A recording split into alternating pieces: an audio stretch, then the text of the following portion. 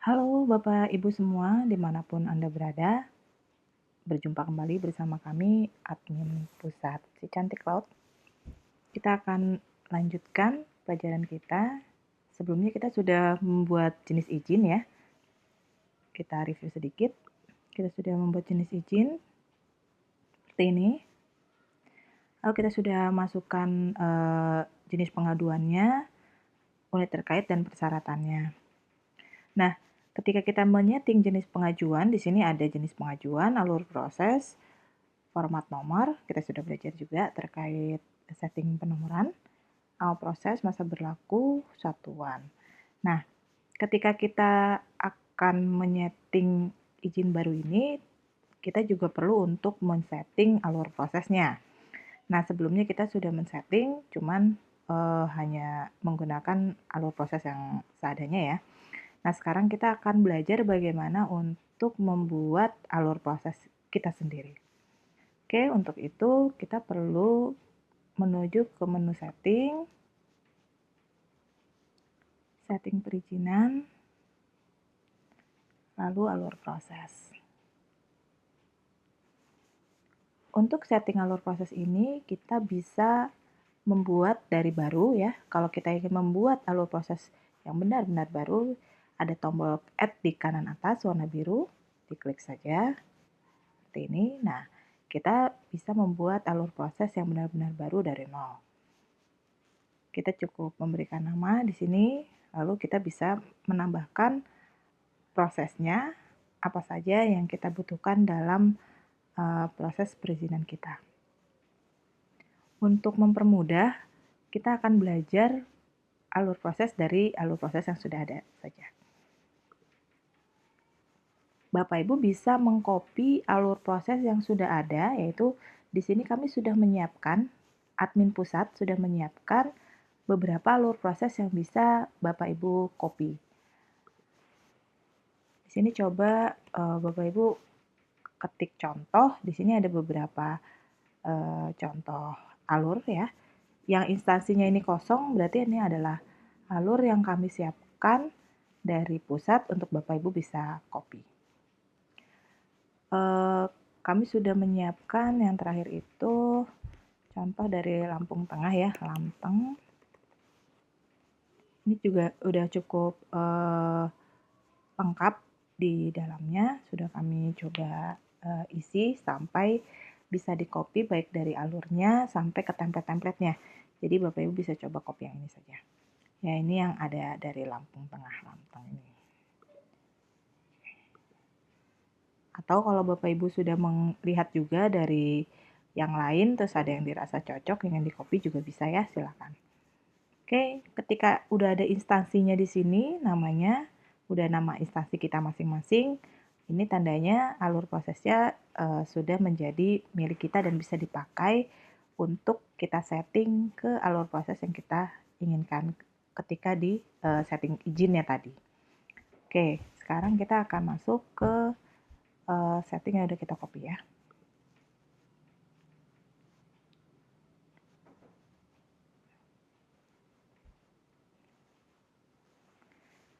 Kita lihat di sini dalam alur proses, lihat di sini ada jenis proses. Yang pertama ada jenis proses dan tautan.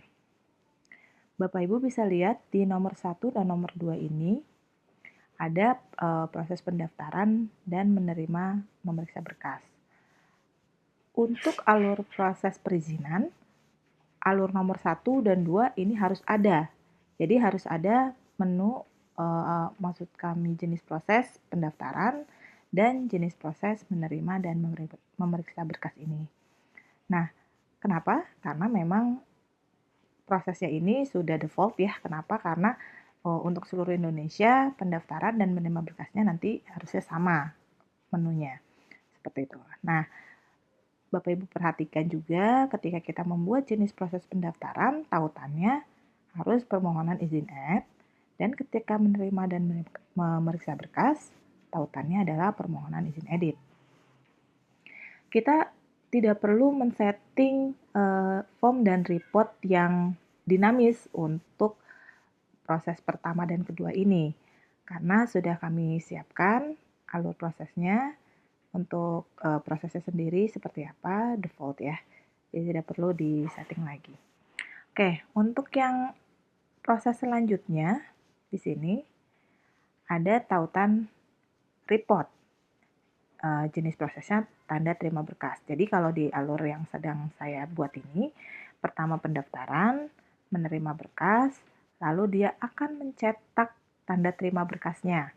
Jadi kalau memang diperlukan, kita bisa membuat satu alur proses ini. Nah, ketika kita akan membuat alur proses di mana isinya adalah mencetak, maka tautannya akan kita ganti menjadi report. Kita harus pastikan bahwa ketika kita akan mencetak, tautannya adalah report.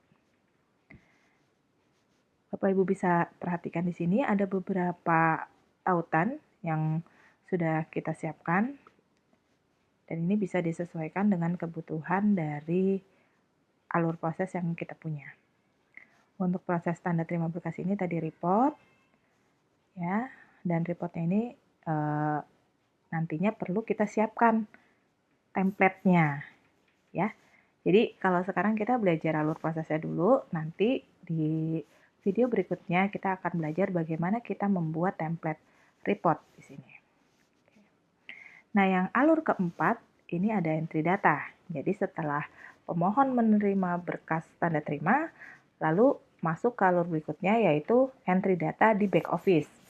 Seperti itu. Ini contoh saja ya, bisa Bapak Ibu modifikasi disesuaikan dengan alur proses yang berjalan di tempat Bapak Ibu. Jadi misalkan di sini jenis prosesnya adalah entry data, kita akan memasukkan data teknis. Kenapa kita perlu untuk memasukkan data teknis? Karena untuk data pemohon itu sudah ada di pendaftaran, baik data pemohon maupun data perusahaan sudah kita masukkan ketika kita melakukan proses pendaftaran.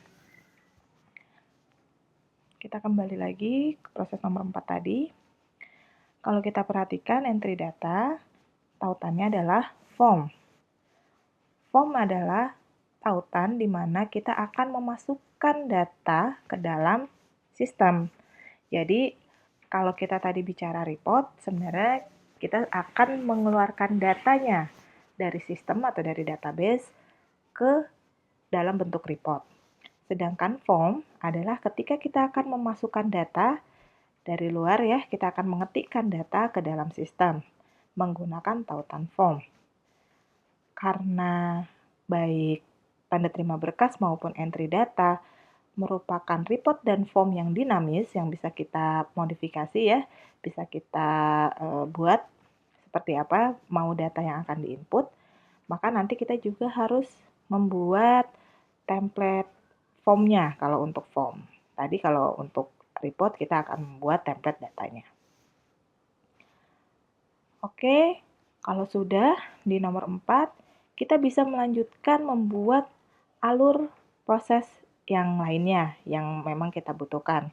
Kalau dari contoh yang ada di sini setelah kita memasukkan entry data, misalkan dia butuh ada verifikasi kasih.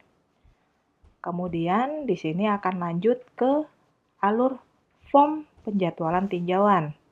Form penjadwalan tinjauan ini digunakan untuk proses yang ada tinjauan lapangannya. Jadi nanti kita akan memasukkan di form penjadwalan tinjauan ini memasukkan nama tim teknis dan waktu kapan dia harus melakukan tinjauan. Jadi kita bisa memanfaatkan si cantik ini tidak hanya untuk tim yang ada di DPM-PTSP, tapi juga di dinas lain, yaitu dinas teknis yang terkait, ataupun dinas-dinas lain yang kalau memang diperlukan. Tergantung dari izinnya sendiri ya. Oke, kemudian setelah ada penjatuhan tinjauan, ini karena dia bentuknya form, ini juga sudah kita siapkan formnya, untuk template datanya ya, template formnya, nanti kita harus siapkan juga. Kemudian cetak surat tugas. Nah, ketika sudah melakukan proses penjatuhan tinjauan, dibutuhkan cetak surat tugas di mana menugaskan tim teknis untuk melaksanakan peninjauan. Ini bisa kita laksanakan secara otomatis dengan mengklik nantinya di proses cetak surat tugas ini. tautannya kita bisa menggunakan tautan report. Oke. Dan seterusnya di sini ya, kalau mau diikutin juga bisa, cetak surat tugas, lalu nanti tim teknis ya, ini masuk ke tim teknis juga, pembuatan BAP, mulai masuk tim teknis, lalu dia akan cetak BAP-nya, jadi dia BAP memasukkan data BAP, lalu cetak BAP itu dia akan mencetak hasil dari BAP tim teknis. Setelah itu, tim teknis bisa memasukkan rekomendasi. Ya, kemudian dia cetak rekomendasi. Ini tentunya sekali lagi bisa dimodifikasi untuk alur prosesnya. Kalau di si cantik ini bisa dimodifikasi untuk alur prosesnya ya. Jadi kalau memang ada butuh tambahan proses bisa ditambahkan saja. Nah, karena di sini contohnya adalah izin yang ada retribusinya, maka kita juga bisa menambahkan proses perhitungan retribusi. Nah, bisa diperhatikan di sini ketika kita masuk ke perhitungan retribusi, tautannya adalah retribusi, dan untuk template form datanya di sini kosong. Artinya untuk tautan retribusi ini, form dan datanya ini sudah default, jadi tidak perlu dibuat lagi. Sudah kami siapkan berdasarkan tautan retribusinya. Oke, karena ini tadi adalah alur proses dengan retribusi, ada entry SKRD juga, ada cetak SKRD juga, dan ada proses pembayaran retribusinya. Seperti itu. Dilanjut di sini ada verifikasi kabit, nanti bisa contoh saja ya, di copy saja juga dari tempat Bapak Ibu. Nah, kemudian ada namanya penetapan izin. Penetapan izin adalah proses yang harus ada dalam alur proses perizinan. Kenapa? Karena di sini nanti di mana kepala dinas ya akan melakukan proses penetapan. Jadi jangan sampai tidak ada. Karena nanti disinilah ada proses hentinya SOP atau layanan dari perizinan dianggap sudah selesai. Seperti itu. Nah, perhatikan sekali lagi tadi kalau tautan form di sebelah kanan kita juga harus menyiapkan formnya. Jangan khawatir, Bapak Ibu juga bisa nantinya mengcopy form atau template data yang sudah ready. Jadi tanpa harus membuat dari nol pun sebenarnya juga bisa. Setelah itu kita bisa cetak izin dan proses pembubuhan tanda tangan sertifikat. Nah, tanda tangan sertifikat ini adalah proses di mana kita akan memasukkan tanda tangan digital ke dalam dokumen yang akan diserahkan. Jadi di si cantik juga sudah ready ya untuk proses penandatanganan sertifikatnya. Kemudian kita akan ada proses penyerahan izin di sini dan cetak tanda terima izin. Bapak Ibu, apabila Bapak Ibu dari alur proses yang ada di sini merasa kurang berkenan atau mungkin tidak ada di alur tempat Bapak Ibu berada, kita bisa delete saja langsung di sini ya. Prosesnya bisa kita delete. Contoh aja saya akan coba delete di sini. Jadi kita akan delete proses verifikasi kabitnya. Oke, nomor 16.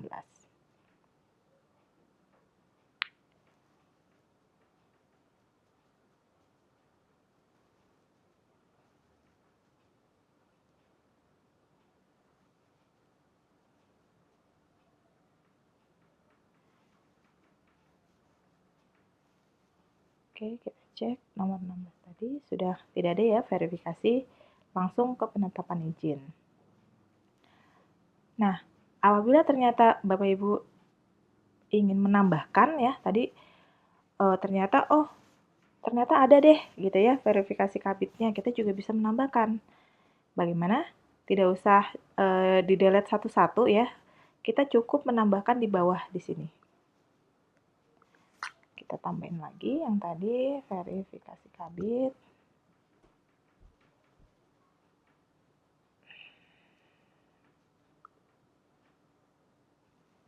Oke, dia form.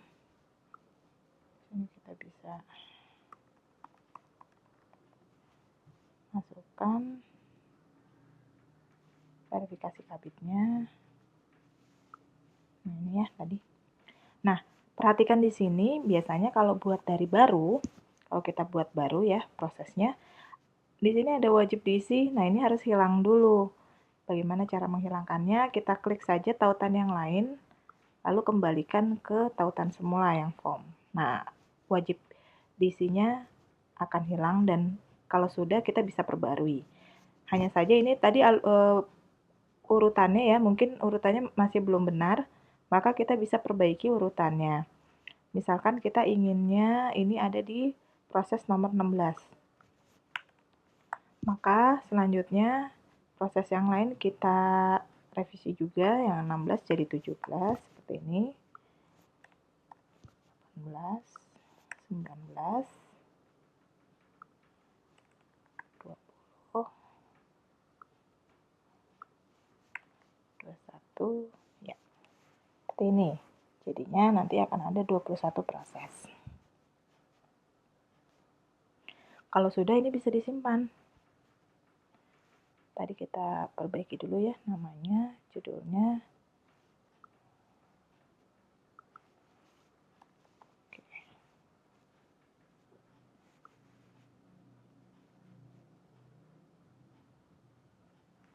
Kita buka lagi yang tadi. Proses kita, ya yang baru.